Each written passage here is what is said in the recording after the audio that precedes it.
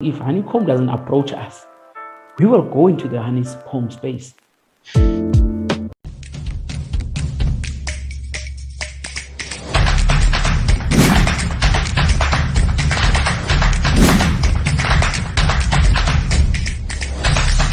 Welcome back, everybody. Welcome to another episode where we talk cycling with almost elites. Thank you so much for all the love you've shown. Please, if you like our content, hit the like button. We'd also appreciate it if you subscribe. Today, we go back to Ekurhuleni and we find out what's happening in the cycling community there. We got Donald Majosi, who we're going to be talking to, who's been offering a lot of assistance, a lot of love to the cycling community, Ekurhuleni. Donald, welcome to the show. Thank you so much for making time to come chat to us. Hey, thank you, man. Yeah, thank you for having me. Well, I've been so nervous, so I don't know what to expect, but thank you for having me. Yeah, but this is not a McG podcast, man. What's the reason for being nervous? Maybe they've got a lot to hide. Yeah, guys, we've got a lot of secrets in the team, so I don't want to be put in a corner where I'm going to end up unveiling who our Sangoma is, who are we consulting, and all of those things. So I hope your questions are in line and you ask the right questions, please. Don't worry, Donald. I think just to start off with, tell us a bit about Ekurhuleni Cycling Club. Tell us a little bit of the history there, and we are also interested in the role that you play in the cycling space there. All right, so Ekurhuleni was started around 2013, 15.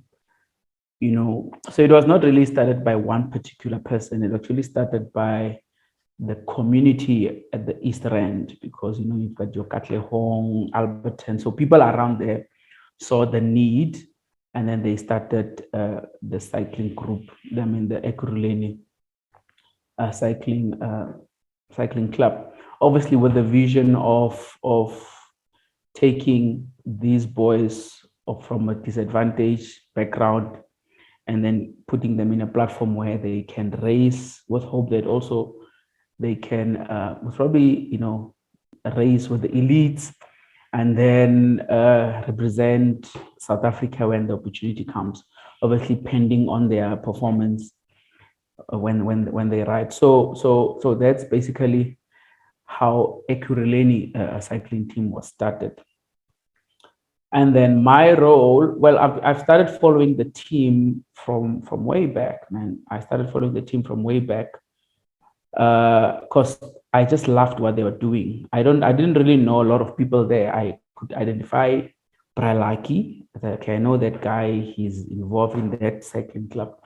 So I started following the club, and I started riding with them, socially there and there when I meet them on the road, until the time came when I became involved in the team, and then now I'm the coach of the team.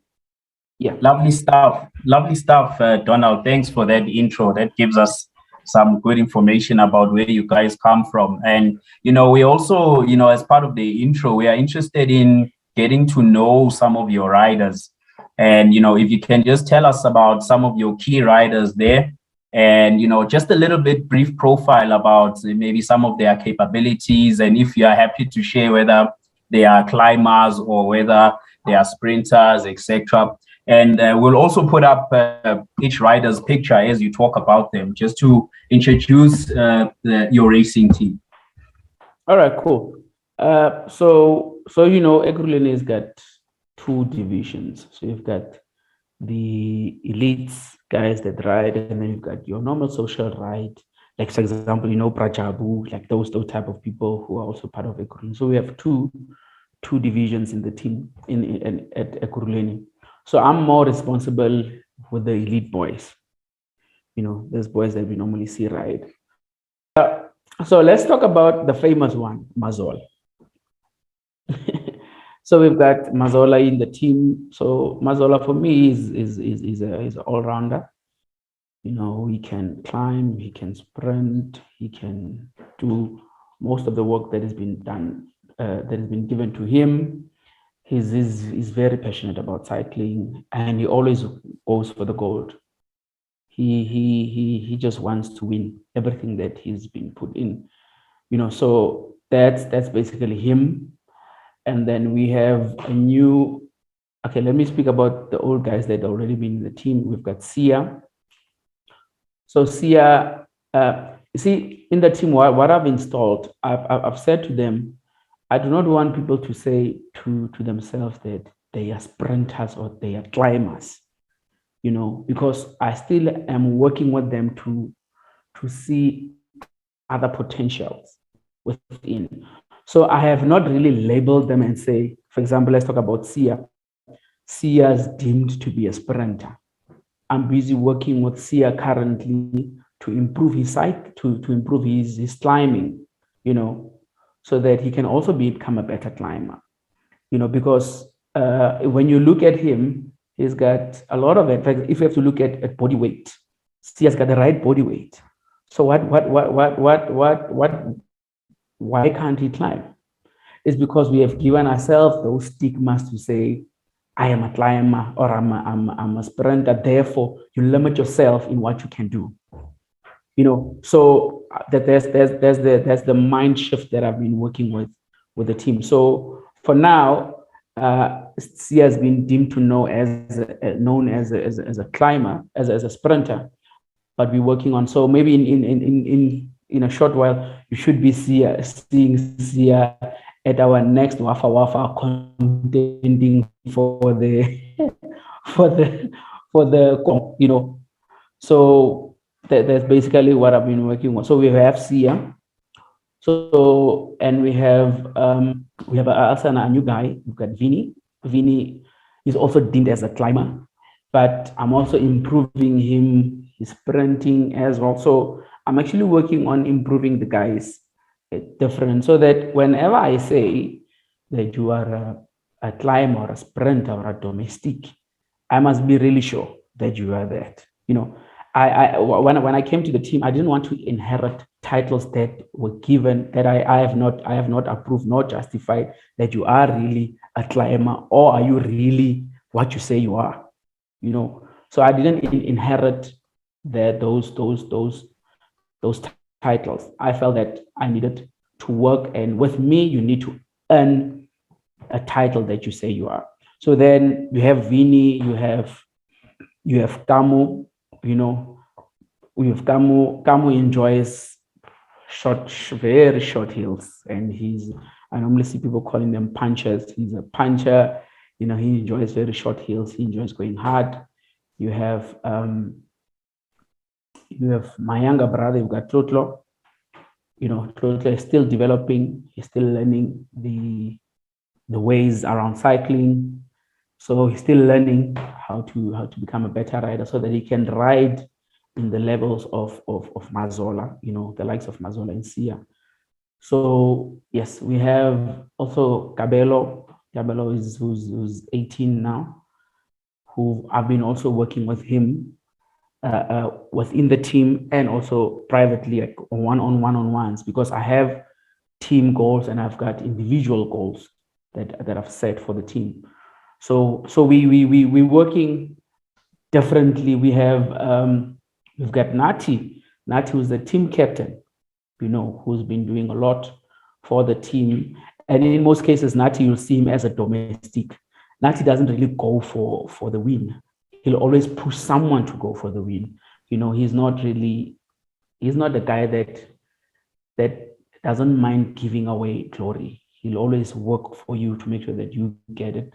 So he doesn't. You've got someone like Ronnie. Ronnie, I feel that Ronnie is an untapped gold or an untapped diamond or an untapped diamond mine, because what Ronnie possesses a lot of power. And again, I've been also working with him to unearth what I see he can do. So yes, we have that. We've got, up and, also guys, we've got John. John is a bit consecutive. You'll never see him, but he's there. You've got Charlie, you've got Charles. I think Charles, you interviewed him the other day with a sub 3. And we've got Charles as well, who's very, very, very strong rider, who possesses a lot of experience. We call him Mr. Experience in the team. He's also a very strong rider. So we've got a lot of these guys. I don't know if anyone. I've got Tabang as well. Tabang Solomons. Tabang Solomons is also a very. He gives classes, spinning classes. So he's very knowledgeable in terms of cycling. So I normally give him certain roles within also the team. So I'll have Nati as the captain, and I also have Tabang also as the captain. So they will work together to make sure that there's order because of their knowledge, and how they bring the boys, how they build the boys up. So we have that team that is there. It's quite strong, but yeah, we're working hard to take them where they are into a next level, because now, as you know, they're all cycling elite. They are now elite, and it's different ball game. Yeah, we'll get there, man. So I just want to know, I mean, what goes into the training of ECC? You being the coach, you would have that sort of insight. Is there some sort of structured training that the boys follow? Yep. Because as we all know, I mean, they are freaking talented. So is there some sort of structure that goes into, firstly, the training, and then secondly, what's the preparation for races, and how do you pick which strategy to go with on the day and which rider to ride for on the day? Yeah. So let's talk about training. So as you know, before I came in, the boys were already talented, I must say, but they didn't really have a structured program that they were following. They would just go and then they would accumulate a lot of kilometers. But a week before the racing, they'll say, guys, let's wake up, let's do 300 kilometers, and then 300 in the pocket. And then the next thing they say, we are ready to race. You know what I'm saying? That's how they would go. So me coming in, I needed to change a whole lot of things to introduce them to a structured way of training, to introduce them to resting, because guys wouldn't mind hitting 100 kilometers the day before a race, so they could not really understand the importance of resting and recovering and all of those minor stuff that they do. So I needed to introduce a structured some sort of program for them to follow, and hope that they are disciplined enough. And and I must say they've been very disciplined following a program, and they are growing in strength. Nice one. There's some good insight there. Hey? Some good insight. So I wanted to expand more, I think, on the coaching, because you mentioned, some of the struggles initially, and I think that interests me so much. Like you're obviously now coaching like a high performance team, right? And you're coming into a space where these guys have been doing it for the longest time. They're very young. They come from a not so great background, right? And now you're coming into that space. So what are some of the challenges that you as a coach are facing in terms of getting the guys to now trust you and allow you to take them to the next level as a coach? Yeah, well, there are a lot of challenges, man. There are a lot of challenges, I must say. Okay, let's first start with the challenge of nutrition. You know that in cycling you need to eat right, you need to have the right supplements, you need to have all of these things. We don't have that. We don't have, we always struggle. For example, these boys, when they ride, for example, they will do a 200 kilometer with water, and most cases they'll just have 2 slices of bread in their pocket, and they would push 200 kilometers, come back, no money, no nothing, and they would just push and push passion. So those are the struggles. So as you know, so they come from a bit of disadvantaged background. We have obviously disadvantage of bikes and equipment. I think, guys, I know Tabang and Charles, who have maybe those Garmin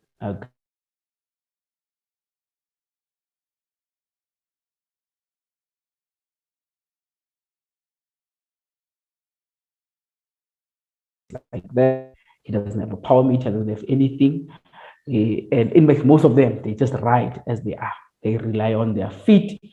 They have nothing to do with whether, guys, am I in the red? Am I pushing 500 watts? They don't know that science. They just follow the legs. All they know is that, listen, if Eno is dropping me, I just need to sit with Eno and make sure that Eno doesn't drop me. That's it. That's all they know. Whether the heart rate is 200, whether the heart is going to explode, that's unfortunate for the heart, but that's how they ride. So we have a lot of those disadvantages in terms of technology. Maybe if we have that technology, we would have been better. I do not know. There's another argument for another day, whether the technology improves you or not. So we have that. Some guys are unemployed. So they rely. That is why we fundraise. We have these fundraisers to ensure that we take them to opportunities. And the Cape Town trip, it was an eye opener to go to Cape Town. We've been going to Cape Town, but for 4 times now. For us, it becomes a second nature. For them, wow. So we have those. Yeah. So Donald, what is your opinion on what must change in development cycling for the young talent to be uprooted and to be seen? Is it a matter of trying to get private companies involved in development cycling? Because as you've mentioned, there's a lot of challenges, nutrition being a basic need in cycling that in the world of ECC it's somewhat of a challenge. So what's your opinion in terms of what needs to change in the cycling industry? Well, Eugene, a lot needs to change, but I always like to approach things realistically, right? Because if ever I need to say, there's quite a lot that needs to change. Yes, the more money there's been, the more, if ever we would get more money that to be injected into development, it would be better. But that's a long shot. So I always say what we need now. Listen, I always say we have the numbers, and I'll go back to us as Black people. We have got the numbers. We are many. So if we are united, we can help. For example, if we have 200 Black people in the cycling space and each contribute 100 rands, which is something that we can, how much is that money if you have to convert it? We assist one another. You know what I'm saying? So if we are saying, all right, 1 month we have an event, 100 rand, 200 cyclists for Ekurhuleni, it's about 200,000. For example, if I say 200,000, I don't know if my math is right. But anyway, that we have that. And then the next thing we go to Vukani, they have also their event, 200 cyclists go there, we pop 200 rands. You know what I'm saying? So in that way, we create our own little economy where we assist one another, where we assist one another, and we make sure that money, because if ever we would raise that amount of money and put in the pocket, it'd go a long way. It'd go a long way. And yes, then we'll start obviously branching out to corporates to come in and invest money and all of that. So for me, I'll say I always like to work on things that we can do now. The corporates needs to find the train moving. Because if we have to sit and wait for them to come in, there's nothing that we're going to achieve. For example, initiatives like the Wafa Wafa, that's a good initiative. If we push initiatives like that regularly, corporates see the numbers, they probably want to come in. Like the social group, they also have their own tours that they do.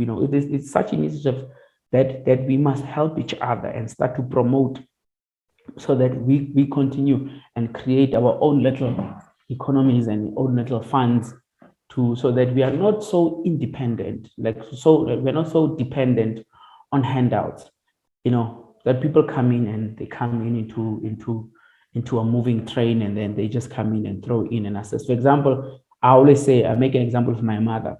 My mother doesn't work for a corporate, so she cannot give me 200,000. But if I come up with an initiative and I say, give me 100 rands, she can. You know what I'm saying? So we need to start working in those lines to say that people have 100 rand to give. They don't have a 200 rand. How do we capitalize on these many 100 rands that are out there that people are willing to give than us having to say, corporate, come in, we'll wait for MTN to come and give us a 200,000. You know how many proposals that MTN get? They might not even read our proposal. You know what I'm saying? But if I speak to my mother, or you speak to your mother, Eugene, or your wife, these or your cousins, chances are we can easily raise 1,000 rand just amongst us and our families. So if you raise 1,000 and I raise 1,000 rand with our family, just amongst the 5 of us right now, that's how much? That's about 5,000 that we can raise. You know, so we need to start thinking in those lines. Thanks for that, Donald. I think I certainly do agree. We can achieve so much if we come together and, you know, and show up for one another and share the little bread that you have in your hand. And I think also on the point of, you know, getting on with your program and not waiting for somebody to inject some funds. There are some challenges that come with that as well. Let's take a few steps into the future. You know, let's talk a little bit about some of the short-term goals and perhaps a little bit of the vision in terms of where you'd like to go with this team. You know, are you guys looking to go up against the big boys, the likes of, you know, Honeycomb, you know, the big cycling teams in the space as Ekurhuleni, or perhaps are you guys looking to create a platform for the boys whereby the likes of Honeycomb can then maybe pull a Mazola out, pull a Sia out into that? Tell us about some of your plans in that regard with ECC is concerned. Yes, I think both your examples are right. You know, yes, you know, if there are no big teams that will take the guys out, we must be able to give them that opportunity, right? So already, I think in terms of riding elite, we are there, and I think one of also my challenges is not being the strength. These boys are very talented and they've got the strength. They can actually ride with a Mark Bretson. So the problem that I've been having is it's been the mind, you know. So I've been working hard on the mind, because if I can unlock the mind, I can unlock the body. You know, the mind for me is like the engine box of the car. The engine box controls the whole car. If you remove the engine box, your car is dead. In fact, if you temper, you're just in your engine box, you can increase the strength of your car or lower the strength of your car just by dealing with the engine box. And for me, that's the mind. So I've been working with the mind so that these boys, I change how they view the cycling world, how they view a Mark Bretson, how they view so many things, because that has been the stumbling block for me that I've been able to pick. Because if you look at for example, let me just go back until Cape Town, right? So Cape Town, well, it was risky to ride. It was a risky ride because it was raining and a lot of crashes happened. But we had 3 guys who said to me, we are not going to consider the rain. We are going for it. I had Vinny, I had Mazola, and I had Sia. They went hard. All of them got a sub 3. They went hard, those boys. They went hard. Although Vinny crashed, Mazola and Sia didn't crash. Mazola went, remember, he went 5 minutes behind the elites. So they were demoted to follow. So the elites went at 6:15. They followed at 6:20. Those boys raced so hard in that rain. They caught the elites in the rain. They caught them and they passed a few of them. So when I looked at the difference, the winner, what was the time for the winner? Yeah, I think it was 2:37. Yeah. 2:37 or 2:40, somewhere around there. 2:38, around 2:40. Yes. Mazola was 2:50. He was 10 minutes behind him, right? And when we spoke about, when we had a debriefing, there were some accidents that happened. He had to slow down. And in actual fact, he would have gotten probably 245, was probably around 245 there. You know, he would have gotten a 245, 243 around there with Vini. Vini crashed, so he had to drop off, man. Mazola left. Sia then had to stay behind, you know, so that he can let Mazola be in the breakaway and all of those things. So they play their tactics. But all I'm saying is that with the mind that I've been with the mind unblocking programs that I've been doing with them, and the training program. So you have got the mind that I'm trying to unlock, and you've got also the training that I'm trying to do to improve them. So you can already see that these boys are heading towards what you're talking about, Eugene, where if we are not being, if Honeycomb doesn't approach us, we will go into the Honeycomb space. You know what I'm saying? And if you have, and that's how ECC has been riding. For example, before these boys go to elite, before they were riding elite, they've been dominating the AL. We've been winning AL like it's like pop and flames. You know what I'm saying? AL, the guys win, we've been dominating, and they dominate from the start. So that has been their riding style ever since. They don't want to lose. They don't want to be at the back to suck wheel. They want to create opportunities. They make opportunities. They want to be chased. They want to be in the breakaway. That's how they ride. You know what I'm saying? So even in my program, I need to make sure that I structure my programs in a way that it complements their riding style. Because if I change their riding style, I'm going to frustrate them, because that's not how they ride. So I need it's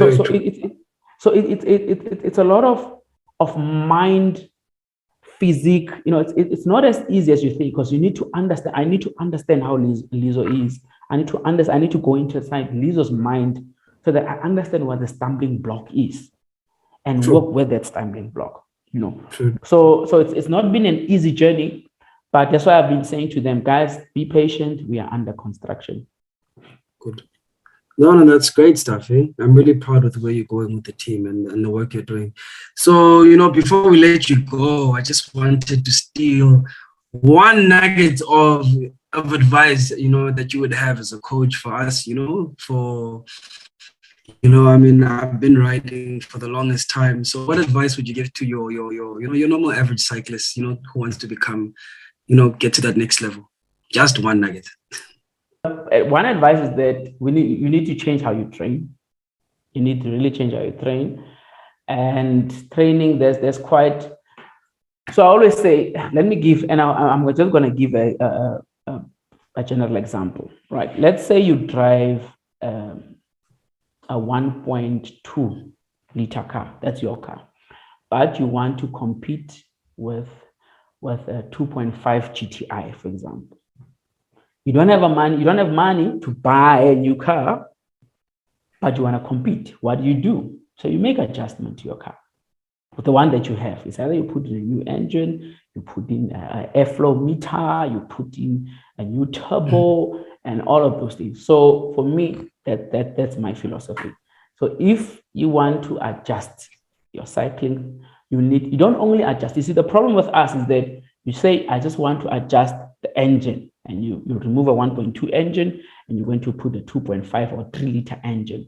But you know that your car still will not perform, because your car needs to have the right turbo, it needs to have the right wheels, it needs to have the right, everything must be balanced. Because when you adjust your car, when you upgrade your car, you adjust the whole car. You need to adjust the aerodynamic of the car. You need to adjust so many things. So basically when you train, you need to consider everything. You consider your mind, you consider the upper body, you consider the lower body, you consider your core, you consider so many things that so your training must always be, it must be a rounded training, so that everything is well rounded off. Because when you ride, the whole body works, the mind concentrates, the upper body concentrates, the lower body concentrates. That's why when you get tired, you don't only get tired from waist down. Sometimes your finger gets tired as well, because it's been grabbing. So many things get tired. So it means that everything is working. So make sure that whenever you train holistically. Yeah. No, that's great advice, Donald. And I think just in closing, thank you again for offering us your time and the opportunity to talk to you about the talented young boys that we all know and ride with. I certainly look forward to seeing what the boys have to offer. And hopefully, we can rub shoulders in the elite peloton in one day. Us as almost elite, forever almost. Now you guys are heading there. You guys are heading there. But yeah, man, thanks again. And to our viewers, thank you for the support. It's really been overwhelming, and the videos are doing exceptionally well. Please remember to subscribe, comment, and like, and engage with us and interact with us. Really, really, really appreciate it. And we'll catch you guys in the next one. Thank you. All right, thank you.